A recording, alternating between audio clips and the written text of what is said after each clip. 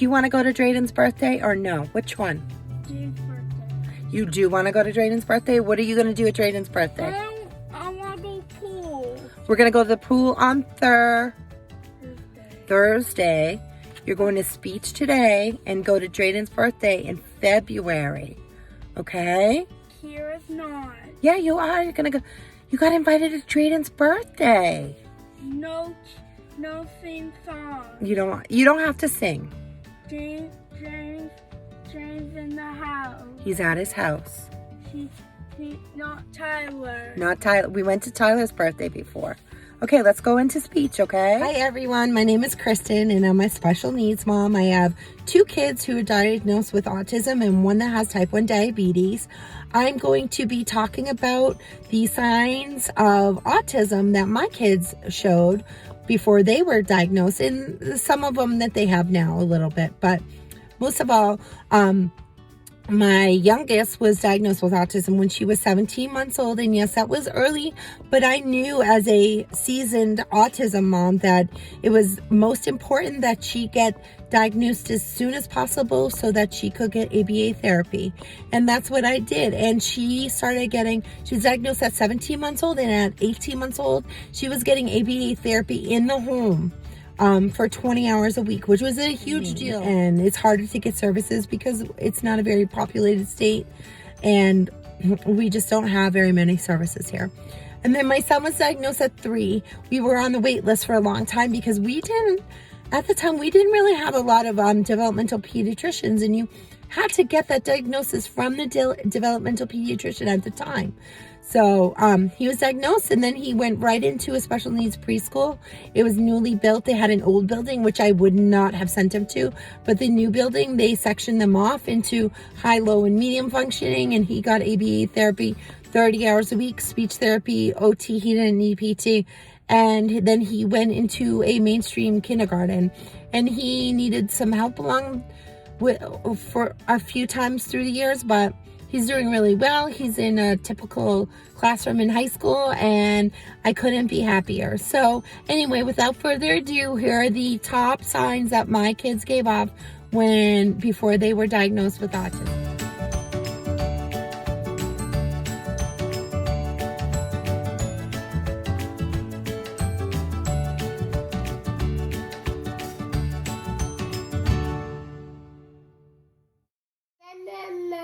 More spider? Mama's right here. More spider? Itsy bitsy spider? Okay. Number 1, they did not learn how to communicate at the rate that they should. Both of them did not have develop in this typical way, and they would learn words and then they would forget it.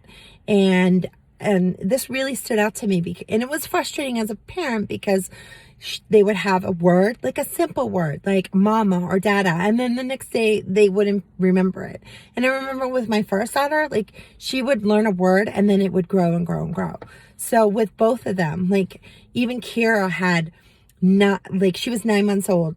At 7 months old, she started having seizures, and then at 9 months old, she had words, and doctors didn't really listen to me because she had words, and I'm like, yeah, whatever.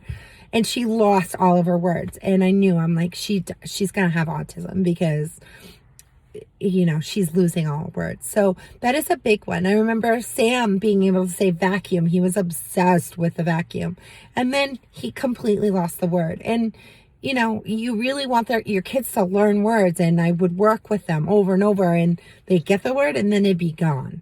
And they didn't really start getting words until they were well over 3. And Kira really didn't start learning to talk in sentences until a couple of years ago. So that's a big warning sign. If your kid is not developing typical language and has language and then loses it, that's a big warning sign. Now, the next warning sign is restricted interest. Sam loved the vacuum for the longest time. And then that moved on to cars. He was obsessed with his cars. He would line them up.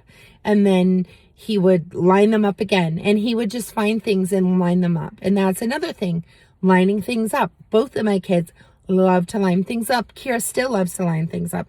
Sam doesn't so much. He's pretty much, he could test off the spectrum now, but he loved to line things up. So that's another warning sign.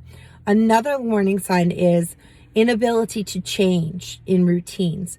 Both of them. Like Kira still, I have to warn her and warn her and warn her, like, and tell her, and still she can throw a fit if anything's different, because she doesn't understand, and she has it in her mind that something should be the same way. So even when she was a baby, if something would change, she didn't like it. And Sam was a baby. He couldn't talk, but he would grunt and tell me what way he wanted me to go. And if I didn't go that way, he would not be happy.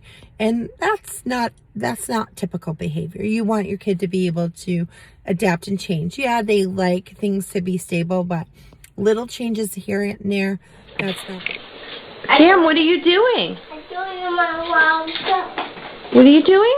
Do my stuff. You're lining your stuff? I like that. Are you lining your stuff up? Yes. What are you lining up? I want my shoes. Yeah? I like that. Yeah? See? I like that. And you like that? Sam! Another symptom is echolalia. They repeat what they hear, but they have a phrase. They would say, like, I want water. Like, I'm just using an example, but they would say that over and over again, but it would have no meaning to what was going on in the conversation at the time. So, a better example would be, cool cars go fast. Like, Sam would just say that over and over and over again, over and over. And Kira will say, cool cars go fast. And Kira will say, what will she say? Over and over. She'll say over and over, Mommy. She'll hear me say, Mommy has a headache. And she'll say, Mommy has a headache. Mommy has a headache. And she'll say that over and over and over again. So that's another warning sign. She didn't say that when she was a baby, but now she does that. But Sam did when he was little, a baby. He would say over and over again, like, things like, cool cars go fast. And he didn't have any functional communication. And that's a huge red flag. And when we went to the doctor for him to be diagnosed, he went in and he lined things up. He lined cars up. And so that was a big warning sign. Another warning sign is not pointing. If your child does not point or show you things, that is a big red flag that your child may have autism.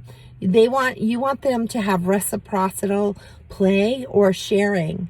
And if they don't have that, that's a huge red flag. Most kids, or all kids, want to get your attention.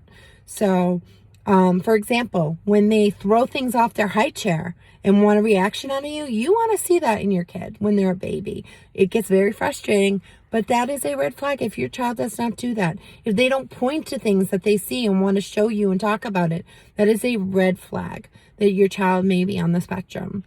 And the last red flag that I had with both of my kids, and remember, there are other red flags, and I'm going to link that below, but they both are very oversensitive to noise and sounds. And like, I know most kids are pretty sensitive to like public toys and stuff, but they're sensitive to vacuums and hair dryers and mixers. And I'm not talking about just being a little upset. They would scream bloody murder and cry and be in another room and could hear it. And Kira's still that way. Sam is not that way anymore. He's been desensitized. But screaming bloody murder when you hear, and crying, thinking you're going to die when you hear sounds, is not typical development and is a red flag for autism. And I'm talking about when they're little babies. Kira had these signs when she was a baby, and Sam had these as well. And, they're not typical, but with help, your child can learn how to cope and develop with help through ABA.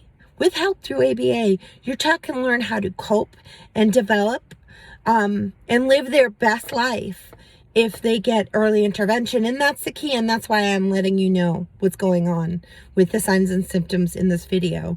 The key to living their best lives is getting them early intervention. Kara was diagnosed at 17 months old, which is pretty early, but I wasn't scared of it because I knew that if she got a diagnosis that she would get the most help possible. And we got in-home ABA therapy until she was 2.5 years old. And then she went to an ABA center and got ABA therapy. And I feel like she has come as far as she's come because of that intervention. She also has epilepsy, so that didn't help with her development. But because I took care of those signs and symptoms and made sure that I got her into her developmental pediatrician, she was diagnosed at a very early age. And she still has autism, and she's still on the spectrum, and she still has help, needs help. But I am so glad that I did get her that help, and that she still continues to learn and grow with ABA therapy. And she also gets speech therapy, occupational therapy, and I bring her to, not OT, but she goes to swimming lessons once a week. So we continue to work with Kira, and it's not to, and at this point, she's not going to learn to be typical, but it's going to help her live her best life. And that's all that we can hope for. And she is a joy. And that's my goal right now, is to help Kira be the happiest adult that she can be. So with Sam, we got him early intervention. He was placed in a typical kindergarten. Yeah, he had bumps on the way, but again, he got early intervention, and that helped him learn and grow. And now he's in typical classrooms in high school, and he's doing really well. So that's the important thing, is to make sure that you get early intervention, that you don't ignore the signs, and that you look at those signs and symptoms, and you take that list to your doctor and you get a diagnosis, because that is the best thing you can do as a parent. And even if you've ignored it up until now because you were in denial, because, you know, it is true. You don't want to think that your child has autism because you picture a certain life for them, but it really isn't that bad. Like, having children on the autism spectrum has helped me understand and accept things that I wouldn't before, and I get to appreciate things in a different light that I wouldn't have if they hadn't been diagnosed. And there are more celebrations. Like, I appreciate every little thing that has happened with Kara and with Sam. Like, when they first understand their birthdays, like, you don't take those little things for granted. Like, all the little milestones, you are just like shouting from the rooftops, and you want to tell everyone, like, my kid gets it. Like, this is so exciting. I didn't know that they would get this. So it's just, you get more to celebrate when your kids have special needs. And that's what I want to take away. You need to get them help, but there's so much more that you get to celebrate when you do get them help. So anyway, if you like what you see, please make sure you press the subscribe button and like my video so that it gets out into the YouTube universe, and I will make some more. Thanks for watching, and bye.